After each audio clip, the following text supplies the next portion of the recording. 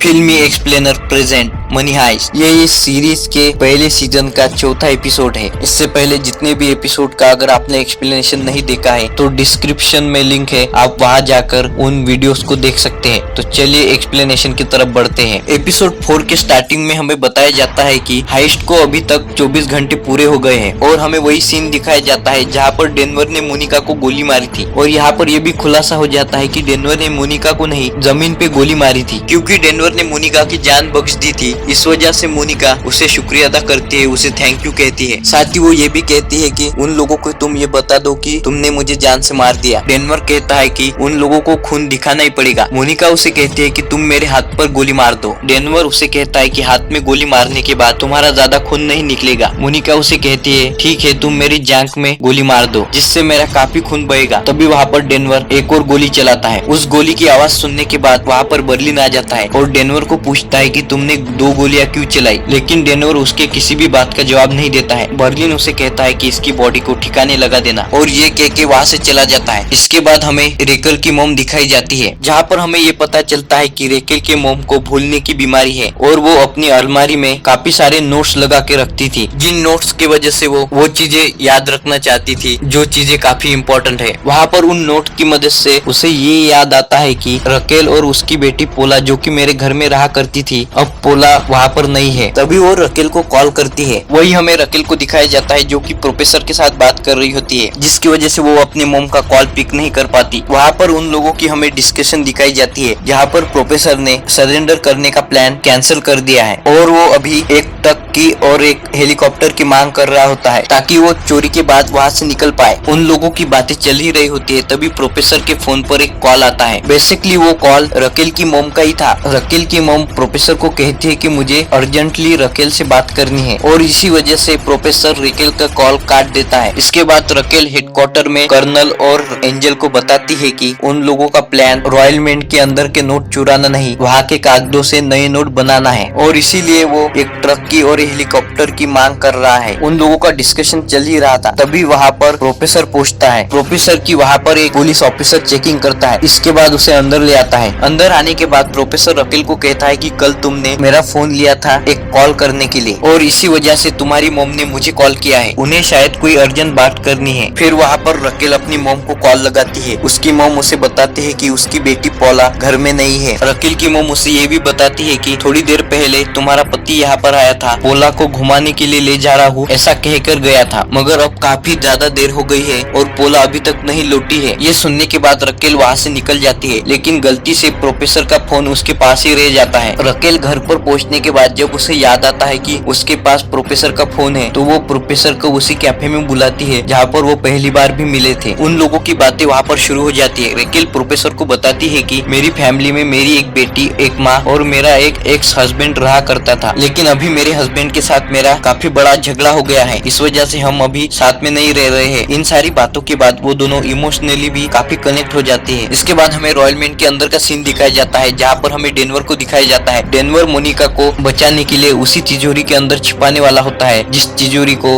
उसने और उसके पिता ने खोला था। इसके अगले सीन में हमें बर्लिन को दिखाया जाता है जो कि उन सभी हॉस्टेजेस के बीच में होता है। उसके हाथ में ऑर्थरो का फोन होता है। बर्लिन उन सभी को पूछता है कि ये फोन किसका है और अगर तुम लोगों ने जल्दी ये नहीं बताया कि ये फोन किसका है तो मैं तुम लोगों को जान से मार दूंगा। बर्लिन की ये धमकी भरी बातें सुनने के बाद टोक्यो को उस पर शक होता है। तभी वहाँ पर टोक्यो बर्लिन को साइड में ले जाती है और बर्लिन को पूछती है कि ये क्या मसला है। बर्लिन उसे बताता है कि एक लड़की मोनिका जिसके पास हमें ये मोबाइल मिला है, मैंने उसको मारने का डेनवर को आदेश दे दिया है और डेनवर ने जस्ट अभी उसे मारा है। प्रोफेसर का रूल था नो ब्लड। ये बात जब रियो को याद आती है तभी रियो प्रोफेसर को कॉल लगाने की कोशिश करता है, लेकिन प्रोफेसर अपने अड्डे में नहीं था, इस वजह से प्रोफेसर वो कॉल पिक नहीं कर पाता है। उन लोगों का वहाँ पर झगड़ा चल ही रहा होता है। तभी वहाँ पर मॉस्को आ जाता है और उन लोगों को पूछता है क्या हुआ है। वहाँ पर टोक्यो मॉस्को को बताती है कि अभी अभी बर्लिन ने डेनवर को किसी को मारने के लिए कहा है और डेनवर ने उसे जान से मार भी दिया है। ये बात सुनने के बाद मॉस्को टूट जाता है क्योंकि उसे लगता था कि उसका बेटा मारधाड़ चोरी चकारी करता है लेकिन वो किसी की जान नहीं ले सकता। वही मॉस्को को मॉस्को का पास्ट याद आ जाता है। उस पास्ट में वो ये याद कर रहा होता है कि डेनवर को इस चोरी में उसने क्यों शामिल किया है। तभी हमें यहाँ पर पता चलता है कि डेनवर ने एक ड्रग डीलर का एक ड्रग्स से भरा ट्रक चुरा लिया था और वो ड्रग डीलर डेनवर को पकड़ने के लिए उसके जान का दुश्मन हो गया था। उस ड्रग डीलर से बचाने के लिए और उस ड्रग्स डीलर के पैसे वापस करने के लिए मॉस्को ने डेनवर को इस चोरी में शामिल किया था। इसके बाद ये सीन वापस से प्रेजेंट में आ जाता है, जहाँ पर मॉस्को बाथरूम में पहुंच जाता है क्योंकि उसे विश्वास नहीं था कि डेनवर ने किसी को मारा था। वो ये देखने के लिए बाथरूम आया था कि सच में क्या डेनवर ने किसी को मारा है। तभी वहाँ पर बर्लिन आ जाता है। बर्लिन उसे रोकने की कोशिश करता है लेकिन मॉस्को बाथरूम के अंदर चला जाता है, जहाँ पर मॉस्को को उसका बेटा डेनवर खून को पोछा लगाते हुए दिखता है। डेनवर उस खून को साफ कर रहा होता है। ये सारी चीजें देखने के बाद मॉस्को को वहाँ पर अटैक आता है और वो वहाँ की जमीन पर गिर जाता है। इसके बाद वहाँ पर पूरी प्रोफेसर की टीम आ जाती है। वो लोग मॉस्को को एक कमरे में सुलाकर वहाँ से चले जाते हैं। इसके बाद डेनवर मोनिका के पास पहुँचता है। डेनवर के पास कुछ दवाइयाँ होती है क्योंकि मोनिका का खून काफी बह रहा था। डेनवर मोनिका को बताता है कि अगर जल्दी ही हमने तुम्हारी गोली नहीं निकाली तो तुम्हारे पैर में इन्फेक्शन हो जाएगा। मोनिका उसे मना करती है गोली निकालने के लिए। वो कहते हैं कि तुम इसे सिर्फ नॉर्मल बैंडेज लगा दो, बाकी का मैं देख लूंगी। वही दूसरी तरफ मॉस्को के सपने में मोनिका की लाश दिखती है। मॉस्को नहीं चाहता था कि इस मिशन में किसी की भी जान चली जाए और अब मॉस्को इस चोरी से बाहर निकलना चाहता था, इसलिए वो बाहर जाकर रॉयल मैन का दरवाजा खोल देता है। तभी वहाँ पर ऑस्लो उसे देख लेता है और वो उसके पीछे पीछे मॉस्को को वापस लाने के लिए जाता है। वही उनकी छीना झपटी में पुलिस को उन दोनों की तस्वीर मिल जाती है, लेकिन जैसे तैसे मॉस्को को रॉयल मिंट के अंदर लाया जाता है। इसके बाद डेनवर मॉस्को को बताता है कि मोनिका अभी भी जिंदा है, उसने उसको मारा ही नहीं है। इसके बाद एंजल रकेल के पास पहुंचता है और रकेल को बताता है कि अभी अभी रॉयल मिंट के अंदर कुछ फाइट हुई है। ये बात सुनने के बाद रकेल और एंजल दोनों अपने हेडक्वार्टर्स की तरफ भागते हैं। साथ ही ये बात सुनने के बाद प्रोफेसर भी उस कैफे से निकलकर अपनी अड्डे पर आ जाता है। प्रोफेसर ये देखना चाहता था कि आखिर वहाँ पर कौन सी फाइट हुई है। इसके बाद हमें डेनवर को दिखाया जाता है जो कि कुछ हॉस्टेजेस के पास आता है और उन लोगों को कहता है किसी को अगर छत पर जाकर ठंडी हवा लेनी है तो वो मेरे साथ आ सकता है। वहाँ पर आर्थुरो डेनवर को पूछता है कि क्या हुआ है। डेनवर उसे बताता है कि किसी हॉस्टेज को पैनिक अटैक हुआ है, इसलिए उसे फ्रेश ऑक्सीजन ले जाने के लिए ऊपर ले जाना पड़ेगा। अगर तुम में से कोई फ्रेश ऑक्सीजन लेना चाहता है तो वो मेरे साथ आ सकता है। तभी आर्थुरो उसकी बात को समझ जाता है क्योंकि उसे थोड़ी देर पहले एक गोली चलाने की आवाज आई थी। आर्थुरो डेनवर को पूछता है कि तुमने किसे जान से मारा है, लेकिन डेनवर उसे गन दिखाकर उसे चुप बैठने के लिए कहता है। इसके बाद वो उन हॉस्टेजेस को नकली गन और मास्क पहनाकर छत के ऊपर ले आता है ताकि वो लोग थोड़ी देर के लिए फ्रेश एयर ले सके। वही दूसरी तरफ स्क्वाड टीम के कुछ लोग ये सारा इंसिडेंट देख लेते हैं। उन लोगों को लगता है कि कुछ तो गड़बड़ हुई है। वहाँ पर आर्थुरो जोर जोर से चिल्ला रहा होता है। वो डेनवर को कहता है कि तुमने किसको जान से मारा है। आर्थुरो के चेहरे पर मास्क होता है, उसके हाथ में गन होती है। तभी उन स्क्वाड टीम के कुछ लोगों को लगता है कि वही लुटेरा है। वो लोग आर्थुरो को शूट कर देते हैं। बाद में उन लोगों को पता चलता है कि वो कोई लुटेरा नहीं, एक हॉस्टेज था। और इसी के साथ ये एपिसोड यहाँ पर खत्म हो जाता है। ये वीडियो आपको कैसा लगा आप हमें कमेंट में बता सकते हैं। साथ ही वीडियो को लाइक और चैनल को सब्सक्राइब कीजिए।